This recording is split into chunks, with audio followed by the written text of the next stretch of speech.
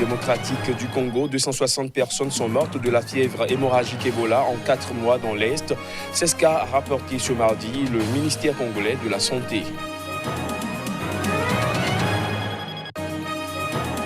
À Madagascar, le candidat Mac Ravalomanana se dit prêt pour le second tour de la présidentielle.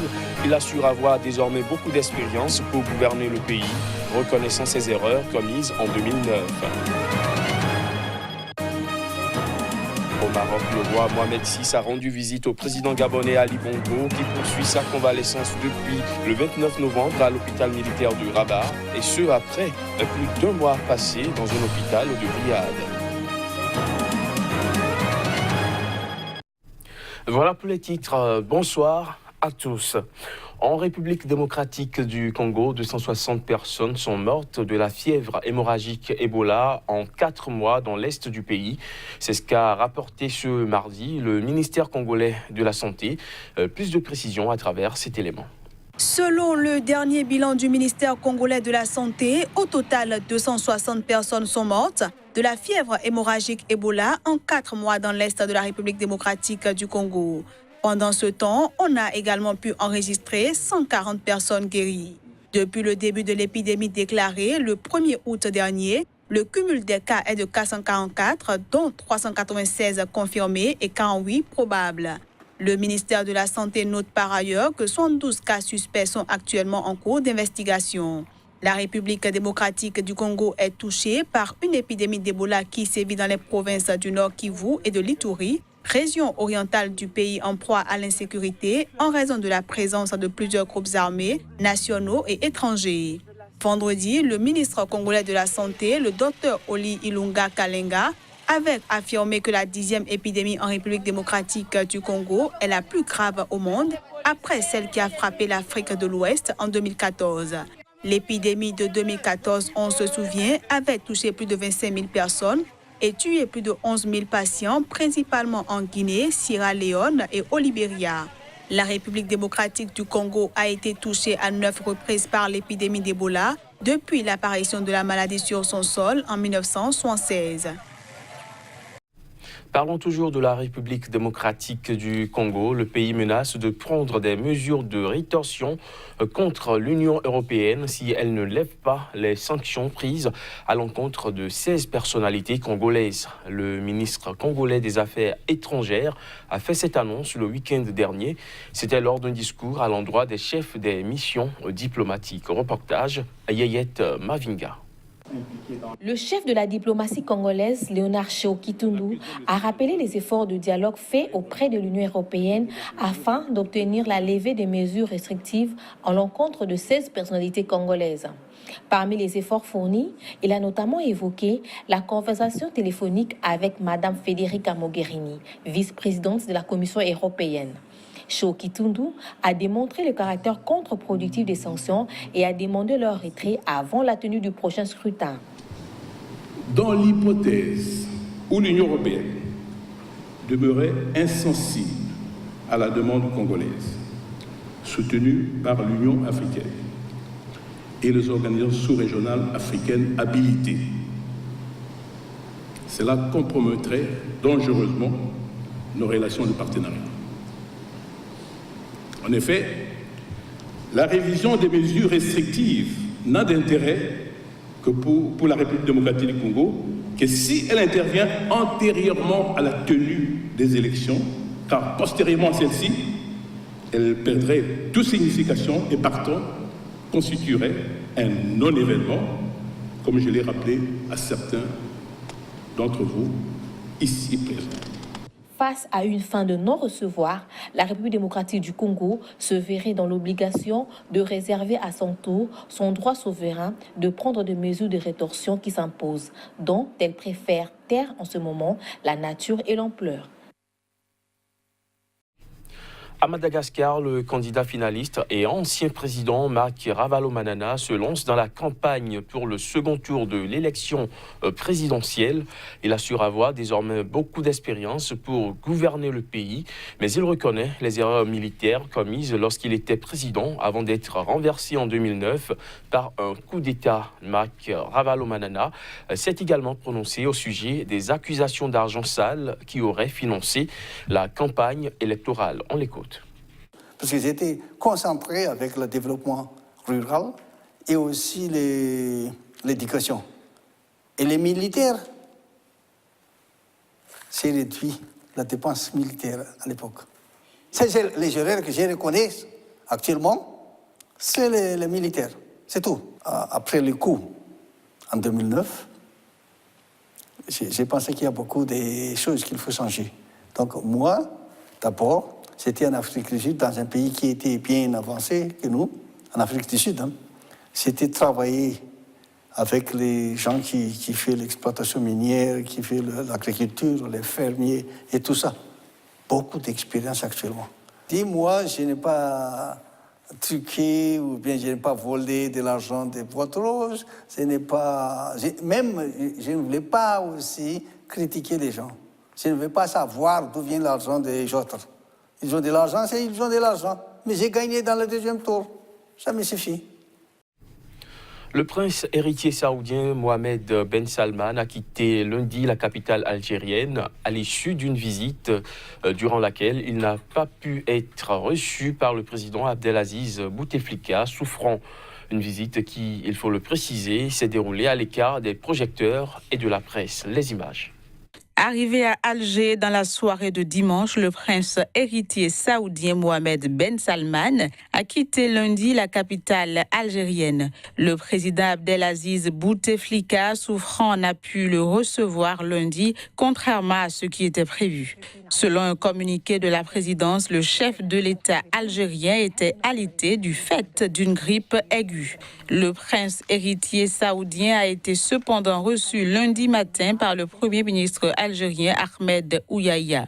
Durant cette visite, il a notamment été mis sur pied un haut conseil algéro-saoudien de coordination coprésidé par les deux hommes destiné à renforcer notamment la coopération en matière politique et sécuritaire dans la lutte antiterroriste et contre l'extrémisme et dans divers domaines économiques et commerciaux. La visite de Mohamed Ben Salman a fait l'objet en Algérie de critiques d'intellectuels, de journalistes d'oulémas et de partis d'opposition qui ont rappelé que le prince est soupçonné d'avoir organisé le crime abominable de Jamal Khashoggi. Riyad a reconnu que le journaliste saoudien avait été tué le 2 octobre à l'intérieur du consulat saoudien à Istanbul. Elle dément toutefois l'implication du prince Mohamed. Précisons que cette visite s'est déroulée à l'écart des projecteurs et de la presse.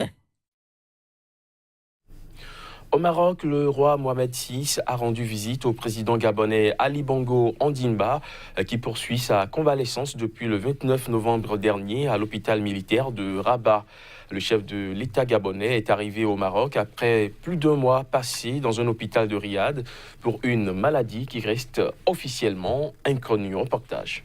À Rabat depuis le 29 novembre dernier pour y poursuivre sa convalescence en milieu hospitalier, le président gabonais Ali Bongo Ondimba a reçu la visite du roi du Maroc, Mohamed VI, qui s'est réjoui de l'état de santé du président Bongo, qui évolue favorablement de jour en jour. Dans un communiqué, la présidence gabonaise a indiqué ce lundi soir qu'à cette occasion, le président gabonais a exprimé ses remerciements les plus fraternels à l'endroit de Sa Majesté le Roi pour l'accueil chaleureux que celui-ci lui a réservé et l'attention qu'il lui a portée depuis son arrivée dans la capitale marocaine.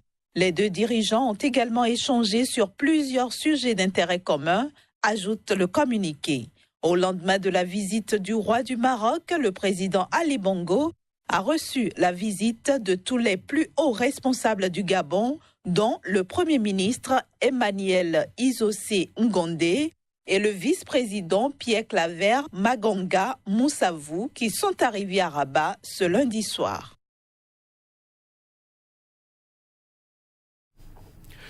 L'Égypte organise son premier salon de l'armement du 3 au 5 décembre prochain. Une quarantaine d'États et près de 400 entreprises y sont représentées. Notons que l'Égypte est l'une des premières puissances militaires de la région. Les détails. L'Égypte, l'une des premières puissances militaires, tient son tout premier salon de l'armement. Il a été inauguré par le président égyptien Abdel Fattah al-Sisi et la ministre française des Armées, Florence Parly, ce lundi. Le salon de l'armement, dont les portes s'ouvrent du 3 au 5 décembre au Caire, accueille des représentants d'une quarantaine d'États et près de 400 entreprises. Ce salon montre la force du pays. Comme vous le savez, les pays qui organisent des salons de l'armement sont des pays développés. Nous exposons des équipements égyptiens liés à la production militaire pour qu'ils trouvent leur place sur le marché mondial. Cela fait plusieurs années que nous avons une production très efficace. Et nous développons nos productions en coopération avec toutes les entreprises internationales importantes. Donc, quand nous coopérons avec une grosse entreprise en Europe, aux États-Unis, en Russie, en Chine ou en Corée, nous adoptons de nouvelles technologies et nous fabriquons des produits de haute qualité qui peuvent en concurrencer d'autres sur le marché mondial. Depuis 2015, l'Égypte a conclu pour 6 milliards d'euros de contrats d'armement avec Paris, portant notamment sur la vente de 2 porte-hélicoptères Mistral, de missiles et de 24 avions Rafale. Les organisations de défense des droits de l'homme accusent le pays d'utiliser des armements d'origine européenne contre des civils, notamment pour réprimer l'opposition et les activistes. Des accusations systématiquement réfutées par le Caire. La 14e session ordinaire du Conseil des ministres du Conseil de l'Entente s'est tenue à Lomé, la capitale togolaise, en ce début du mois de décembre. L'adoption du budget exercice 2019, plusieurs projets et programmes ont fait l'objet de cette rencontre. Reportage Ferdinand Gadet. Réuni en sa 14e session ordinaire, le Conseil des ministres du Conseil de l'Entente a adopté le budget exercice 2019 et plusieurs projets de l'institution.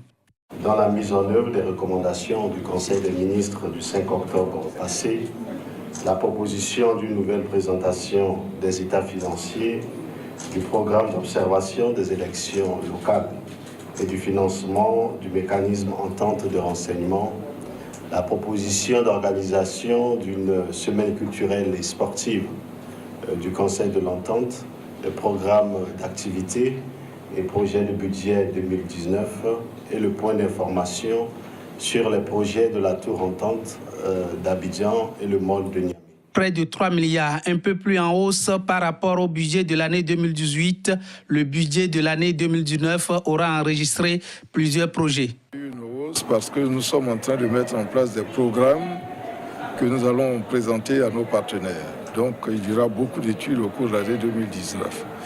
J'ai d'ailleurs oublié de vous signaler que nous avons pu tenir à Bruxelles, parce que depuis 2 ans, nous travaillons sur ce dossier. Nous avons mis en place un groupe de travail, une task force, entre la CEDEAO, le groupe ACP à Bruxelles et le Conseil de l'Entente. Et ce groupe de travail a pu tenir sa toute première réunion en novembre, le 13 novembre à Bruxelles. Parce que ce groupe va identifier les projets qui pourraient donc être financés par le groupe ACP. Le secrétariat exécutif du Conseil de l'Entente, la plus vieille institution de la sous-région ouest-africaine, après sa renaissance en 2012, force l'admiration de ses membres fondateurs par des projets de développement durable. Le Conseil de l'Entente célébrera son 60e anniversaire en mai 2019. Fin de ce JT, merci de l'avoir suivi.